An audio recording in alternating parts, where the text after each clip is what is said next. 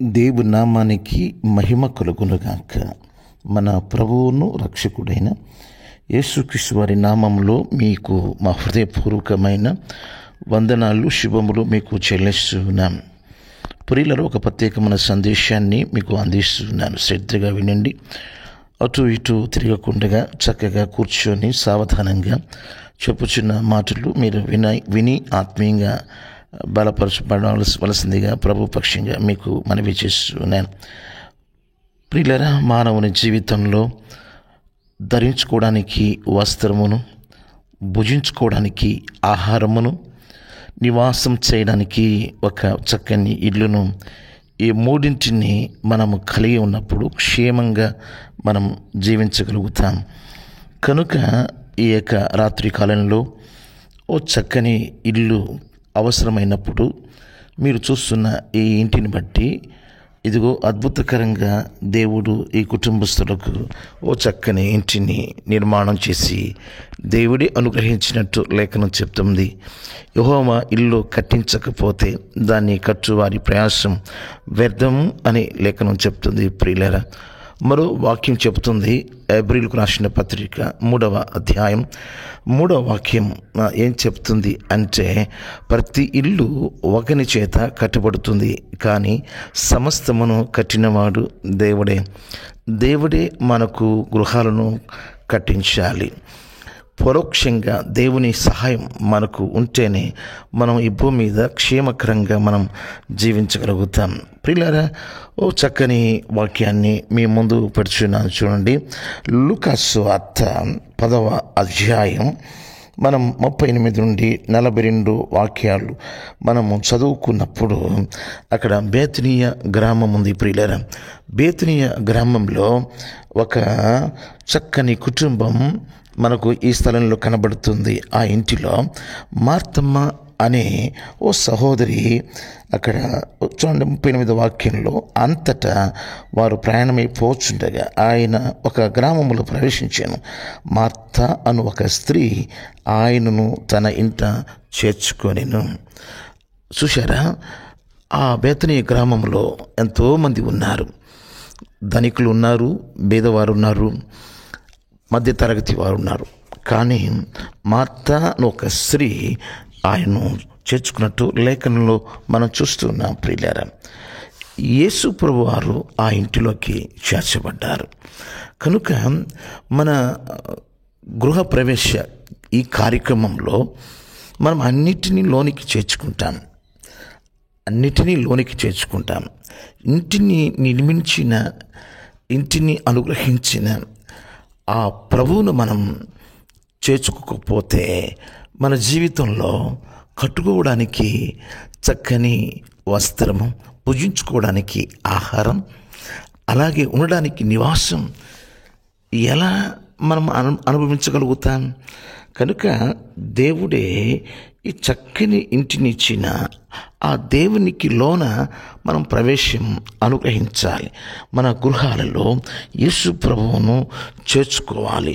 యేసు ప్రభువును చేర్చుకుంటే ఆ ఇల్లు ఎలా ఉంటుంది అనేది ఈరోజు మీ ముందు పెడుచున్నాను. ప్రియులారా, అక్కడ ఆమెకు మరియా అనే ఒక సహోదరి ఉంది. ఆ మార్తమ్మకు ఆమె యేసు పాదముల దగ్గర యేసు ప్రభు ఏం చెప్తున్నాడో అక్కడ ఆమె వింటున్నట్టు లేఖనంలో ఉంది. చూడండి మీరు, లూకాసు సువార్త అక్కడ 10వ అధ్యాయంలో 39 అక్కడ ఉన్న మాట, ఆమెకు మరియా అనే సహోదరి ఉండెను.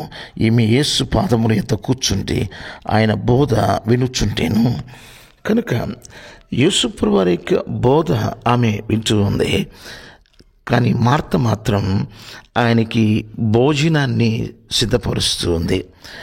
ఆ భోజన సిద్ధపాటులో ఆమె అలసిపోతూ ఉంది. ఆ భోజన ఏర్పాట్లో ఉంటూ ఇక్కడ 40వ వాక్యంలో చూద్దాం. మార్త విస్తారమైన పని పెట్టుకుంటూ తొందరపడి ఆయన ఎద్దుకు వచ్చి, ప్రభువా, నేను ఒంటరిగా పని చేయుటకు నా సహోదరి నన్ను విడిచిపెట్టినందున నీకు చింత లేదా? నాకు సహాయం చేయమని ఆమెతో చెప్పమనేను. అందుకు ప్రభు, మార్త, నీవు అనేకమైన పనులను గూర్చి విచారము కలిగి తొందరపడుచున్నావు, కానీ అవసరమైనది ఒకటే, మరి ఉత్తమమైన దానిని ఏర్పరచుకునేను, అది ఆమె ఎదురు నుండి తీసివేయబడదని ఆమెతో చెప్పాను. అవును నా ప్రియ దేవుని పిల్లలారా, ఈమె ప్రభువుతో ఏమంటుంది అంటే, అయ్యా ప్రభువా, నేను ఒంటరిగా పని చేస్తూ ఉన్నాను, నా సహోదరి నన్ను విడిచిపెట్టినందున నీకు చింత లేదా? నాకు సహాయం చేయమని ఆమెతో చెప్పమనేను. కనుక ఈమె విస్తారమైన పనులు పెట్టుకొని దేవుని మాటలు వినలేని పరిస్థితుల్లో ఉంది. అది అవసరమే. అవును ప్రియులారా, లేఖనంలో చక్కగా ఉంది. ఇక్కడ ఆమె పని చేసుకుంటూ ఉంది. ఎవరికి? ప్రభువు కోసం ఆహారం సమకూరుస్తుంది. సమకూర్చున్న ఆహారం ప్రభువు కోసమే కదా అని ఆమె సిద్ధపరుస్తుంది. అది అవసరమే. దేవుని మాటలు వినుట కూడా అవసరమే. ముందు ఏది చేయాలో అది మనం చేయాలి. దేవుని మాటలు వింటున్న ఆ సహోదరిని బట్టి ఏమన్నాడు? మరియ ఉత్తమమైన దానిని ఏర్పరచుకునేను. ఉత్తమమైనది ఏంటది? అది ఏంటి అంటే, అక్కడ పైన ఉంది కదా, అవసరమైనది ఒకటే. అవసరమైనది ఒకటే అనే దగ్గర పుట్టినోట్లో ఏముందో చూడండి ప్రియులారా. అవసరమైనవి కొన్ని అని ఉంది. అవసరమైనవి కొన్ని అన్నమాట మనం చూస్తాం. ఈ యొక్క రాత్రి కాలంలో ఈ గృహప్రవేశ కార్యక్రమంలో పిలువబడిన బంధువులకు, స్నేహితులకు, స్థానిక సంఘస్థులకు నేనేం చెప్పుచున్నాను అంటే, దేవుని దృష్టిలో అవసరతను మనం గమనించాలి. మన ఎడల ఆయన కోరుకునే అవసరత ఏంటి ఆయన ఆశించేది? అవును ప్రియులారా, ఆ పని మనం చేయగలిగితే మన జీవితం ధన్యకరంగా మారిపోతుంది. ఈ వాక్యం మీ కొరకే. ఈ మాటలు మీ ఆత్మీయ క్షేమం కోసమే నేను ఈ మాటలు మీకు చెప్పడం జరుగుతుంది ప్రియులారా. అవసరమైనవి ఒకటే. కనుక యేసు ప్రభువును కలిగిన గృహంలో ఆయన అవసరత ఎవరైతే కలిగి ఉంటారో వారి ఆత్మీయ జీవితం క్షేమంగా ఉంటుంది. చాలామంది భోజన ఏర్పాట్లు చేస్తారు. భోజన ఏర్పాట్లు చేసి దేవుని వాక్యాన్ని విననీయకుండా దైవ సేవకులకు ముందుగానే పెందలకడనే కూడికను ముగించండి, పెందలకడనే ఆ కూటమి అయిపోతే భోజనాలు అందరూ వచ్చారు కదా, వారందరూ భోజనం చేసి వెళ్ళాలి కదా, కాచేసి వీలైనంత వరకు తొందరగా ముగించడానికి ప్రయత్నం చేయమని దేవుని దాసులకు హెచ్చరిక చేస్తూ ఉంటారు. ప్రియమైన దేవుని పిల్లలారా, నేనేం చెప్తున్నాను అంటే, ఎప్పుడైనా సరే భోజన ఏర్పాట్లు చేసుకున్నప్పుడు దైవ సేవకులకు సమయాన్ని మనం విధించకూడదు. ఎందుకంటే ఆత్మచేత వారు మనకు బోధిస్తున్నప్పుడు ఆ మాటలు వినడానికి మనం ఆసక్తి చూపగలగాలి. ఎందుకు అని మీరు నన్ను అడిగితే, రోమిలకు రాసిన పత్రికలో 14వ అధ్యాయంలో 20వ వాక్యం ఏం చెప్తుందంటే, భోజన నిమిత్తం దేవుని పనిని పాడు చేయకూడదు అన్న మాట ఉంటుంది. దేవుని పనిని మనము పాడు చేయకూడదు. అంటే ఇతరులు వస్తారు. ఆహ్వానించబడిన గృహప్రవేశ కార్యక్రమానికి అనేకులు వస్తారు. వారి కొరకు మనం భోజనం కూడా ఏర్పాటు చేశాం. కనుక భోజనం నిమిత్తం మనం దేవుని వాక్యాన్ని ఆపమని, మనం తక్కువ చేయమని మనం చెప్పకూడదు. కారణం ఏంటంటో మరో వాక్యంలో ఉంది. రోమిలకు రాసిన పత్రిక 14వ అధ్యాయం 17వ వాక్యంలో ఏం చెప్తుంది అంటే, దేవుని రాజ్యం భోజనమును పానమును కాదు కానీ నీతియు సమాధానమును పరిశుద్ధాత్మ యందలి ఆనందమునై ఉన్నది అని లేఖనం చెప్తుంది. దేవుని రాజ్యం భోజనము పానము కాదు, నీతియు సమాధానము పరిశుద్ధాత్మ యందలి ఆనందమునై ఉన్నది. కనుక ఈ రాత్రి కాలంలో ఈ గృహప్రవేశ కార్యక్రమానికి విచ్చేసిన మీ అందరికీ నేనేం చెప్తున్నా అంటే, యేసు ప్రభువును మన గృహాలకు మనము పిలుచుకున్నప్పుడు ఆయన్ని ఆయన అవసరతని మనము నెరవేర్చాలి. ప్రియులారా, మరి ఇంటిని ఆయన మన కొరకు ఏర్పాటు చేసినప్పుడు ఎలా ఉండాలి మన ఇల్లు అనేది మీ ముందు పెడుతున్నాను. ప్రియులారా, ఒకసారి మీ పరిశుద్ధ గ్రంథాల్లో మీరు చూడండి. మొట్టమొదటిగా అపోస్తుల కార్యముల గ్రంథం 12వ అధ్యాయం 12వ వాక్యంలో అక్కడ ఈ చక్కని మాటలు ఉంటుంది. ప్రియులారా, ఇదిగో అక్కడ ఒక ఇల్లు కనబడుతుంది. అది మరియ ఇల్లు.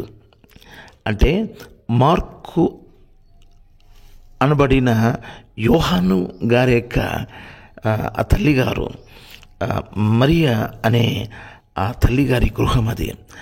ఆ ఇంటి దగ్గరికి మరి పేతురు గారు, చెరలో ఉన్న పేతురు గారు ఆ వీధిన దేవదూత చేత అక్కడ విడవబడి ఆయన ఆలోచనలు పడ్డాడు. నేను ఎక్కడున్నానని ఆలోచన పడినప్పుడు ఆ వీధిలో ఇదిగో మన ప్రియ సహోదరి మరియ గారి ఇల్లే కదా అని ఆ ఇంటిలోకి వెళ్ళినప్పుడు ఆ ఇంటిలో అనేక మంది ప్రార్థన చేస్తూ ఉన్నారు.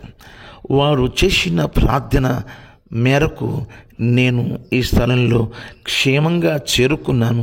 నేను చెరసాలలో వేయబడ్డాను కదా, చెరసాల నుండి నన్ను విడిపించబడ్డానికి ఇదిగో ఈ ఇంటిలో నా కొరకు ప్రార్థించుతున్నారని అతనికి ఆ ఆలోచన దేవుడు అనుగ్రహించి జరిగిన విషయాలన్నీ ఆ వచ్చిన వారితో, ఆ ఇంట్లో ఉన్న వారితో పంచుకున్నాడు. ఈ రాత్రి ప్రియ దేవుని పిల్లరా, మన గృహం ప్రార్థించే గృహంగా ఉండాలి. ప్రార్థించే గృహంగా లేకపోతే ప్రార్థన లేని ఇల్లు, ప్రార్థన లేని విశ్వాసి ఓటి కొండతో సమానం. ప్రియులారా, ఓటి కొండతో సమానం. లేఖనాలు ఇలా బోధిస్తూ ఉన్నాయి. యేసు ప్రభువారు వస్తున్న దినాలలో పరిస్థితులు, ప్రభావాలు ఎలా ఉంటాయో నేను మీకు ఓ చక్కని వాక్యాన్ని నేను మీకు చూపిస్తున్నాను. లూకాసు వార్త 21వ అధ్యాయం 24 నుండి 36 వాక్యాలు మనం చదువుకుందాం. మీ హృదయములు ఒకవేళ తిండి వలనను, మత్తు వలనను, ఐహికమైన విచారము వలనను మందముగా ఉన్నందున ఆ దినం అకస్మాత్తుగా మీ మీదికి ఉరి వచ్చినట్టు రాకుండా మీ విషయమై మీరు జాగ్రత్తగా ఉండండి. ఇదిగో తిండి చేత, మత్తు చేత, ఐహిక విచారముల వలన మందముగా మీరు ఉండవద్దు. అకస్మాత్తుగా మీ మీదికి ఉరి వచ్చినట్టు ఆ దినం, ఆ ప్రభు దినం, ఆ రాకడ దినం మరి వస్తుంది. మీరు జాగ్రత్తగా ఉండండి. కారణం ఏంటంటే ఆ దినము భూమి అందంతటా నివసించు వారందరి మీదికి అకస్మాత్తుగా వస్తుంది. కాబట్టి మీరు జరగబో వీటి నెలను తప్పించుకొని మనుష్య కుమారు ఎదుట నిలవబడుటకు శక్తిగల వారు మగునట్లు ఎల్లప్పుడూ ప్రార్థన చేయొచ్చు, మెలకువగా ఉండండి. అవును, ఆయన ఆ మనిషి కుమారుని ఎదుర్కోవడానికి, వస్తున్న ఆ ప్రభువుని ఎదుర్కోవడానికి ఎల్లప్పుడూ ప్రార్థన చేసి శక్తి పొందుకోవాలి. ఐహికమైన విచారాలు, మత్తు, ఏ సంబంధమైన ఆశలతో మనం జీవించకుండా ఆ దేవుని ఎదుర్కోవడానికి ప్రార్థన శక్తి కలిగిన వారంగా ఉండాలని లేఖనం చెప్తుంది. ప్రియులారా, అవును, వీలైనంత వరకు మనము ఎప్పుడు కూడా సమయం దొరికిన కొలదిగా మనం ప్రార్థిస్తూ ఉండాలి.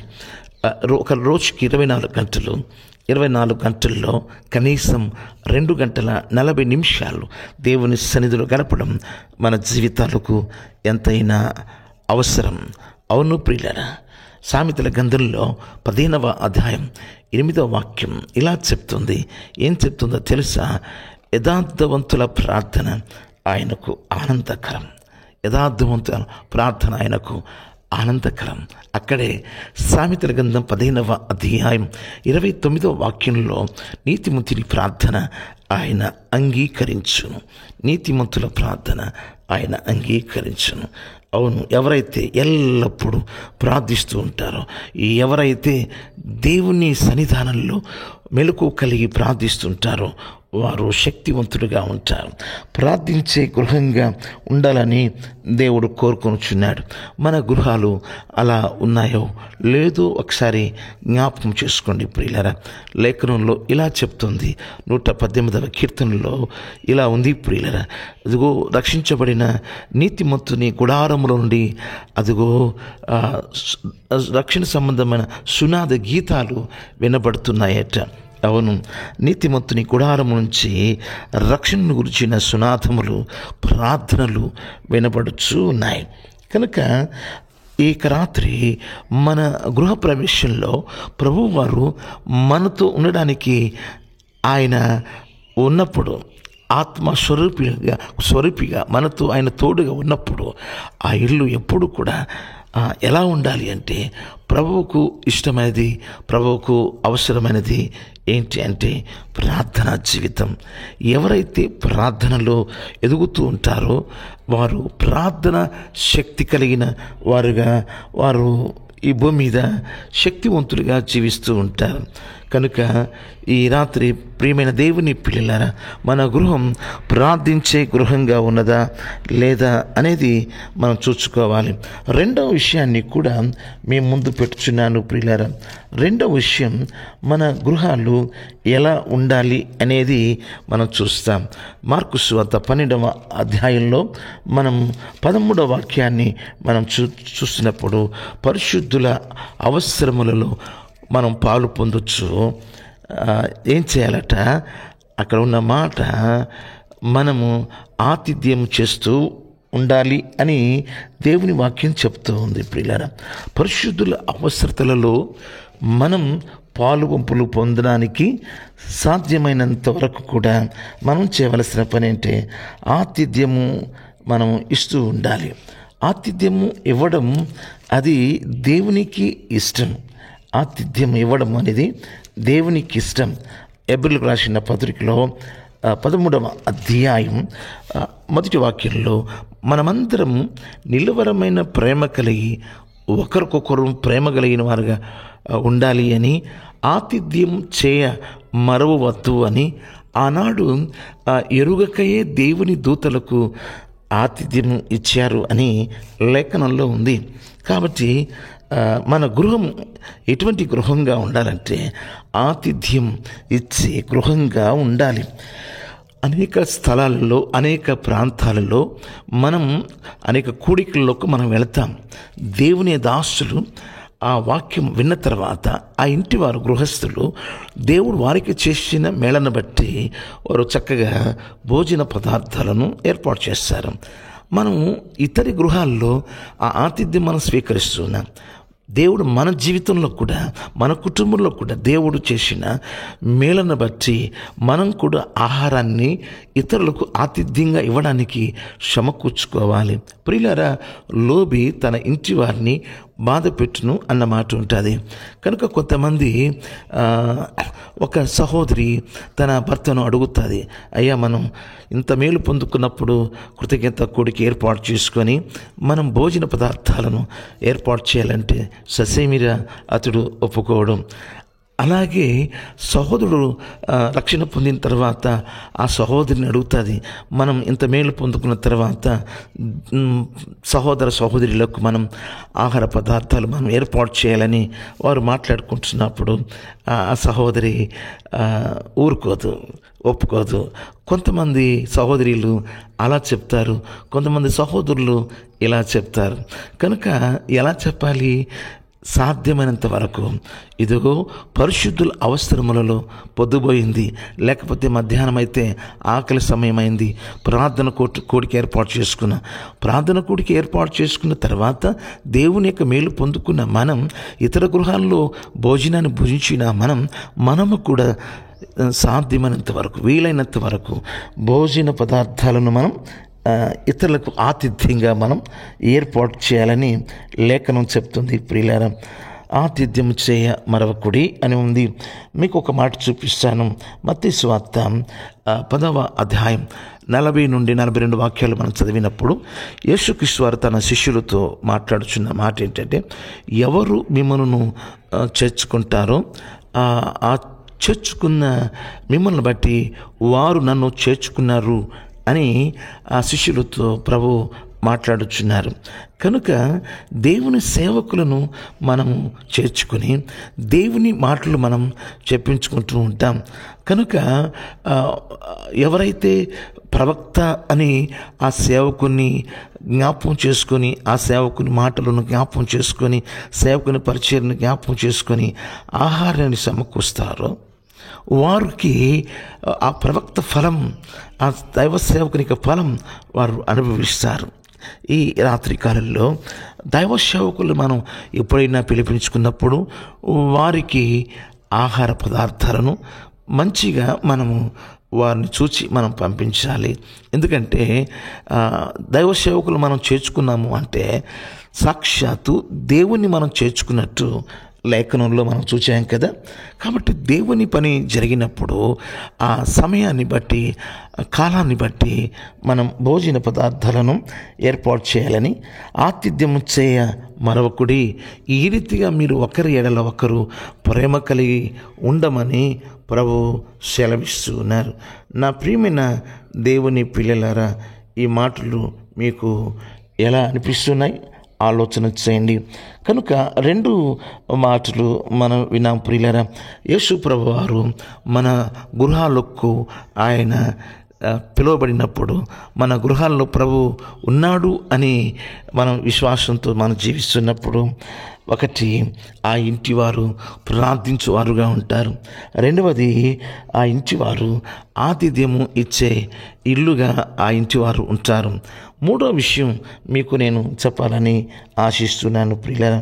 మూడో విషయం ఏంటంటే 101వ కీర్తన 2 నుండి 7 వచనాలు మనం తప్పకుండా మనం చదువుకుంటే చక్కని మాటలు అక్కడ రాయబడి ఉంది ప్రియులారా. ఈ అంత్య దినాలలో ఈ రీతిగా మన గృహం ఉండాలని నేను మీకు మనవి చేస్తున్నాను. నేను చదువుతున్నాను ప్రియులారా. నిర్దోషమైన మార్గమున వివేకముతో ప్రవర్తించేదను, నీవు ఎప్పుడు నా యొద్దకు వచ్చేదవు, నా ఇంట యథార్థ హృదయంతో నడుచుకుందును. అవును ప్రియులారా, నా ఇంట యథార్థ హృదయంతో నడుచుకుందునయ్యా, నీవు ఎప్పుడు నా యొద్దకు వచ్చేదవు. ఎందుకని? యేసు ప్రభువారు తన బిడ్డలను తీసుకురావడానికి ఆయన రాబోతూ ఉన్నప్పుడు మన నిరీక్షణ ఇలా ఉండాలి. ఎలా ఉండాలి? మనం అయ్యా నువ్వు ఎప్పుడు నా యొద్దకు వస్తావయ్యా అని ప్రభువును ఆహ్వానించాలి. లేదండి మన ఇంట్లోనే ఉంటున్నాడు కదా దేవుడు. అవును, మన ఇంట్లో ఉండేది ఆత్మ రూపిగా ఉంటున్నాడు, సత్య స్వరూపిగా ఉంటున్నాడు, వెలుగు రూపిగా ఉంటున్నాడు. ఆయన ఆత్మస్వరూపిగా మన ఇంట్లో ఆయన ఉంటున్నాడు. కానీ దేవుడు చెప్పాడు, ఇదిగో నేను మీ కొరకు స్థలాన్ని సిద్ధపరచ వెళ్ళొచ్చున్నాను. నేను మళ్ళీ మిమ్మలను ఇదిగో ఏర్పరచబడిన ఈ స్థలంలో, కట్టబడిన ఈ యొక్క నివాసాల్లో మీరు కూడా అక్కడికి వస్తారు, నేను రాబోతున్నానని ప్రభు సెలవిచ్చిన మాటలు ఉన్నాయి ప్రియులారా. కనుక అందుకోసం ఆ ప్రభు మనతో వస్తున్నప్పుడు మన గృహాలు ఎలా ఉండాలి? ఆయన కొరకు ఎదురు చూస్తున్న గృహాలుగా ఉండాలి. ఇంకా మీకు కొన్ని మాటలు నేను మీకు చూపిస్తున్నాను. 101వ కీర్తనలో 3 నుండి చూడండి. నా కనుల ఎదుట నేను ఏ దుష్కార్యమును ఉంచుకొనను, భక్తి మార్గము తొలగిన వారి క్రియలు నాకు అసహ్యములు, అవి నాకు అంటనీయను. మూర్ఖచిత్తులు నా ఎదురుండి తొలగిపోవలేను, దౌస్యమును నేను అనుసరింపును. తమ పొరుగు వారిని చాటున దూషించు వారిని నేను సంహరించుదాం. అహంకార దృష్టి గల వారిని, గర్వించిన హృదయం గల వారిని నేను సహింపను. నా యొద్ద నివసించినట్లు దేశంలో నమ్మకస్తులైన వారిని నేను కనిపెట్టుచున్నాను. నిర్దోషం మార్గమందు నడుచువారు నాకు పరిచారకులగుదురు. మోసం చేయవారు నా ఇంటి నివసింపరాదు. అబద్ధములాడేవారు నా కనుల ఎదుట నిలవడం. అవును ప్రియులారా, దేవుని రాకడలో ఆ ప్రభువు దగ్గరికి మనం చేరాలి అంటే మన గృహం ఈ రీతిగా ఉండాలి. అవును, ఈ రీతిగా ఉండాలి. ఈ రీతిగా ఉండడానికి మనం సిద్ధపడాలి. ఆయన రాకడ కొరకు ఎదురు చూడాలి. కనుక ఈ అంత్య దినములలో మనం ఉన్నాం. ఈ అంత్య దినములో ప్రభువు చెప్పాడు, ఇదిగో నేను త్వరగా వస్తున్నాను. ప్రభువు వస్తున్నప్పుడు మన గృహం ఆయన కోసం ఎదురు చూస్తున్న గృహాలుగా మనం ఉండాలి ప్రియులారా. ప్రకటన గ్రంథం 22వ అధ్యాయం 20వ వాక్యంలో కూడా ఆయన వస్తున్నప్పుడు ఆ ఇంటి వారు ఎలా ఉండాలంటే, ప్రభువైన యేసు త్వరగా రమ్ము అని ఆ అనుభవంలో ఉండాలి ఆ ఇల్లు. ప్రభువైన యేసు త్వరగా రమ్ము, అయ్యా నువ్వు రావాలయ్యా, అయ్యా మేము మీ కొరకు ఎదురు చూస్తున్నామయ్యా అని ఎదురు చూస్తున్న గృహాలుగా ఉండాలని లేఖనం చెప్తుంది ప్రియులారా. కొరింథీయులకు రాసిన మొదటి పత్రిక 16వ అధ్యాయం 22వ వాక్యంలో కూడా అక్కడ ఉంది ప్రియులారా, ప్రభువైన యేసు త్వరగా రమ్ము, మరణాత అని ఉంది. అవును, ప్రభువు వస్తున్నప్పుడు అయ్యా నువ్వు త్వరగా రాయ్యా, మా కొరకు త్వరగా రమ్మని ప్రభు కోసం ఆయత్తపడిన గృహంగా మనం ఉండాలి. ఎవరైనా రక్షణ పొందకపోతే భార్య స్థానంలో సహోదరులు మీరు మార్పులోనికి రండి, మారు మనసు పొందండి, బాప్తిసం తీసుకోండి, ప్రభు బలలో పాలుపములు పొందుతూ ఉండండి. సహోదరుడు స్థానంలో సహోదరుడు ఒకవేళ ఉంటే, సహోదర నీవు మారు మనసు పొంది పాప క్షమాపణ నిమిత్తం బాప్తిసం పొందుకొని దేవుని రాకడ కోసం ఎదురు చూడాల్సిందిగా, ప్రభు సంఘములో చేరి ప్రభు కోసం కనిపెట్టుకోవాల్సిందిగా ప్రభు పక్షంగా మీకు ఈ మాటలు చెప్తూ ఉన్నాను. కాబట్టి మనం దేనికోసం వచ్చామంటే, ఇదిగో ఈ రాత్రి ఈ సందేశం కోసం మీరు వచ్చారు ప్రియులారా. కాబట్టి ఇక్కడ ఆయనను తన ఇంటికి చేర్చుకొనెను. ఆ మార్త ప్రభువును చేర్చుకున్నది. ప్రభువు చేర్చుకున్న ఆ గృహం ఎలా ఉండాలో ప్రభు చెప్పాడు. అవసరమైనది ఒకటే మార్త, అవసరమైనది ఒకటే. నేను చెప్పాను కదా, అవసరమైనది ఒకటి దగ్గర పుట్టినట్లో అవసరమైనవి కొన్ని అన్నమాట ఉంటుంది. ఏంటి ఆ అవసరం? అది మరియా ఏర్పాటు చేసుకుంది. అది ఉత్తమమైనది. అది ఎవరు ఆమె ఎదురు నుండి తీసివేయలేనిది. అది ఏంటి అంటే, మొదటిది అది ప్రార్థనా జీవితం. ప్రభు పాదముల దగ్గర ఉండే జీవితాన్ని, దానిని ఏమంటారు అంటే ప్రార్థనా జీవితం. మీరు ప్రార్థనా జీవితం కలిగి ఉండాలి ప్రియులారా. రెండవది ఏం చెప్పానో తెలుసా? అది మార్త ఏర్పాటు చేస్తున్నట్టుగా, అవును, ఆతిథ్యం ఏర్పాటు చేసే గృహంగా ఉండాలి ప్రియులారా. ముందు ప్రార్థన ఉండాలి, ముందు ఆయన పాదముల దగ్గర కూర్చోవాలి, ఆ తదుపరి ఆతిథ్యం స్వీకరించాలి. రెండవది ఆతిథ్యం ఇచ్చే గృహాలుగా మన గృహాలు ఉండాలి. మూడవది ఆ ప్రభువు తిరిగి ఆయన మన కొరకు మనం తీసుకువెళ్ళడానికి రాబోతున్నాడు. దానికోసం నువ్వు సిద్ధపడాలి, అనేకులను సిద్ధపరచాలి. ఇదిగో ఉండడానికి భూమి మీద ఇల్లు నీకు ఇచ్చాడు.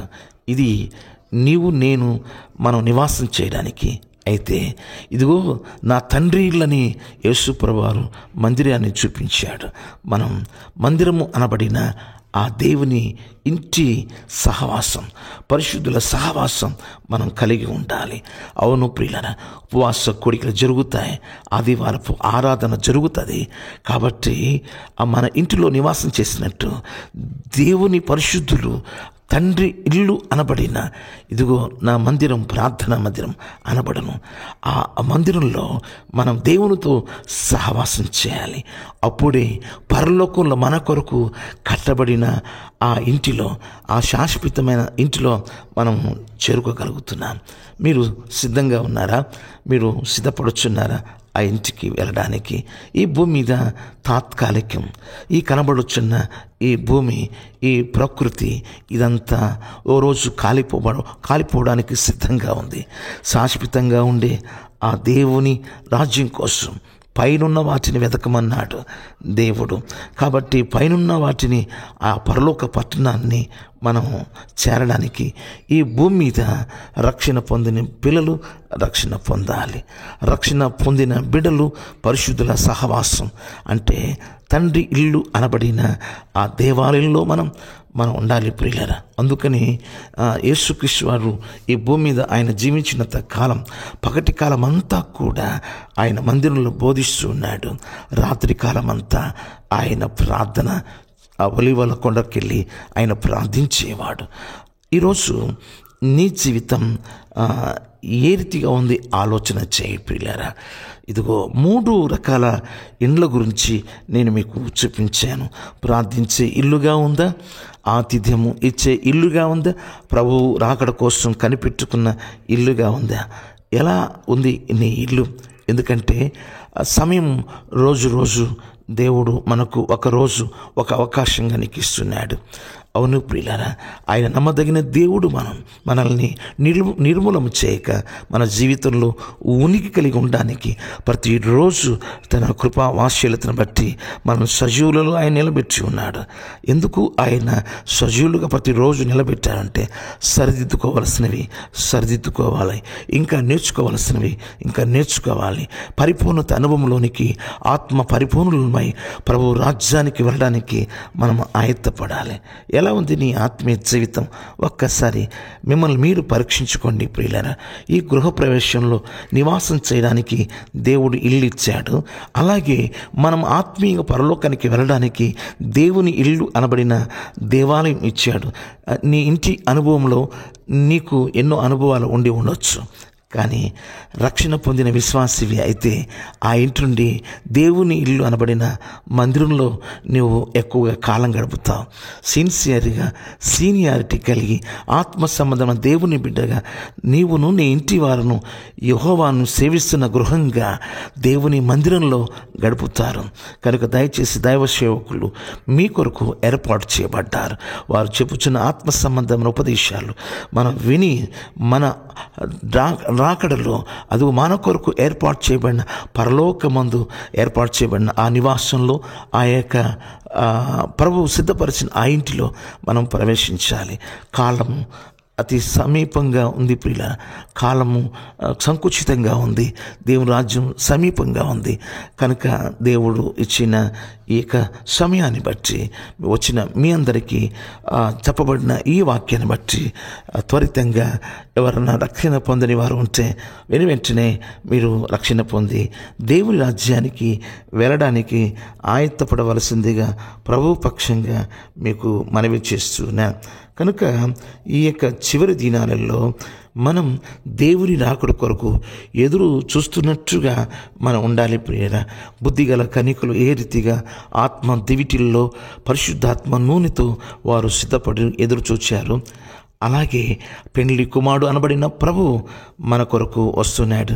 నువ్వు సిద్ధంగా ఉన్నావా? సిద్ధపడితే ఆ పెండ్లి విందుశాలలో ప్రభు ఆ పెండ్లి కుమారుని సన్నిధిలోకి వెళ్ళిపోతావు. ప్రభువు రాకడలోకి నువ్వు ఎత్తబడతావు. అలా కాకుండా బుద్ధి లేని కన్యకులు సిద్ధపాటు లేకుండా వారు అప్పటికప్పుడు వారి దివిటిళ్ళు ఆరిపోయినప్పుడు ఆ నూనె అమ్మేవారి దగ్గరికి వెళితే మూయబడ్డాయి. దివిటిలు మండుచున్న వారి దగ్గరికి వెళ్ళి మాకు నూనె ఏమని ఇస్తారన్నప్పుడు అవి చాలవు అన్నారు. పెళ్లి కుమారుడు వస్తున్న శబ్దాన్ని వారు విన్నారు, కానీ ఆ దివిటిల్లు అవి మండలేకపోవడం చేత ఆ పెళ్లి కుమారుడు చెప్పిన మాట, మీరు ఎవరు నాకు తెలియదు అని ఆయన తలుపు వేసేశాడు. కనుక దేవుడు తలుపు వేయక ముందే తెరవబడిన ఈ యొక్క కృపాకాలంలో మీ కొరకు రక్షణ సిద్ధంగా ఉంది. ఇంకెవరైనా రక్షణ పొందకపోతే, మీ గృహాల్లో ఇంకా రక్షణ పొందని పిల్లలు ఉంటే దయచేసి మీరు రక్షణ పొందుకొని ప్రభు సంఘములో చేరవలసిందిగా ప్రభు పక్షంగా మీకు మనవి చేస్తూ ఉన్నాను. నా ప్రియమైన దేవుని బిడ్డ, నువ్వు విని ఊరకని వెళ్ళవద్దు. నీ జీవితంలో దేవుడు ఆశించిన ఈ యొక్క అనుభవంలోకి రావాలి. ప్రభు దర్శించిన కాలమున నీవు ఎరగకుంటివి అని దేవుడు బాధపడ్డాడు. ఈరోజు వాక్యము ద్వారా ఇదిగో నీ దగ్గరికి వచ్చి మాట్లాడుచున్నట్టుగా మాట్లాడుతున్నాడు. అవును ప్రియులరా, ప్రభువు దర్శించిన కాలం, ఈ కాలంలో ఇదిగో నీవు నీ యొక్క ఇంటిని ప్రార్థించే ఇంటిగా, నీ ఇంటిని ఆతిథ్యము ఇచ్చే ఇంటిగా, నీ ఇల్లు ప్రభువు రాకడ కోసం ఎదురు చూస్తున్న ఇంటిగా నువ్వు సిద్ధపరచుకున్నావా? లేకపోతే ఈ రాత్రి కాలమందు ఇదిగో బుద్ధిగల కన్యకులు ఏ రీతిగా పెండ్లి కుమారుతో వారు ఎత్తబడ్డారు, ఆ రీతిగా ఎత్తబడినట్లుగా నీ కుటుంబం, నీ కుటుంబస్తులు అందరూ కూడా ప్రభువు రాకడ కోసం కనిపెట్టుకునే బిడ్డలుగా ఉండాలని నేను ఆశిస్తున్నాను. ప్రియుల, చాలా చాలా దూరాల నుంచి మీరు వచ్చారు. దేవుని మాటలు మీరు వింటూ ఉన్నారు. వింటున్న ఈ మాటలను బట్టి మనము ఈ భూమి మీద ఒకరోజు మనం వదిలిపెట్టేసి మనం వెళ్ళవలసి ఉంది. వెళ్ళుచుంది మనం ఎక్కడికి వెళ్ళాలి? శాశ్వతమైన దేవుని రాజ్యం కోసం మనము ఆశతో ఎదురు చూడాలి. ఈ భూమి దాని ఆశలు గతిస్తున్నాయి. దేవుని చిత్తము నెరవేర్చేవారు యుగ యుగములు వారు జీవిస్తారు దేవుని రాజ్యంలో. కనుక అది నిశ్చల రాజ్యం, అది శాశ్వతమైన రాజ్యం, అది ప్రభువు నివసించే రాజ్యం. ఆ రాజ్యంలో మనం దేవదూతల వరే మార్పు, కనురు రెప్పపాటులో మనం మార్పు చెంది ఆ ప్రభువున చోటికి మనం వెళ్ళిపోతున్నాం. కాబట్టి దేవుని రాజ్యానికి వెళ్ళడానికి నువ్వు సిద్ధంగా ఉన్నావా? అయితే మనం ప్రార్థన చేసుకుందామా? అయితే తలలు వంచండి, కళ్ళు మూయండి, ప్రార్థన చేసుకుందాం.